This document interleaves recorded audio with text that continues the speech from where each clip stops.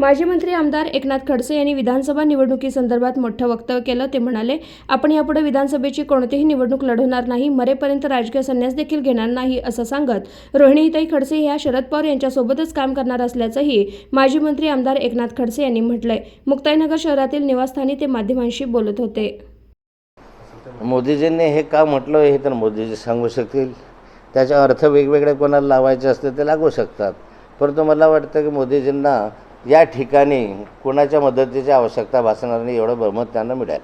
नाही, राजकारणामध्ये लहान पक्ष मोठ्या पक्षात विलीन होणं, मोठे पक्ष बरखास्त होणं ही प्रक्रिया बऱ्याचदा यापूर्वी पण घडलेली आहे आणि या निरंतर चालणाऱ्या प्रक्रियेचा तो एक भाग असू शकतो आणि त्या माध्यमातून त्यांनी आपलं वक्तव्य केलं असावं. उद्या लोकसभेसाठी मतदान आहे आणि हे मतदान आपल्या सर्वांसाठी अत्यंत महत्त्वाचं आहे. या देशाच्या वर नेतृत्व कुणाचं असावं, हा देश कोणी चालवावा यासाठीचं हे मतदान आहे आणि त्यामध्ये गेले 10 वर्ष आदरणीय नरेंद्र मोदींनी या ठिकाणी या देशाचं पंतप्रधान म्हणून काम केलेलं आहे आणि या कामाच्या माध्यमातून देशामध्ये अनेक विकासाच्या योजना आल्या, रस्त्यांच्या आल्या, पिण्याच्या पाण्याच्या जलजीवन योजना आली, रेल्वेचं रुंदीकरण, रेल्वेचं सौंदर्यीकरण, तसं नवीन रेल्वे दुरांतो असतील, राजधानी एक्सप्रेस असेल, मेमू रेल्वे असतील, अशा अनेक रेल्वेंच्या सुविधा आपल्याकडे निर्माण झाल्या,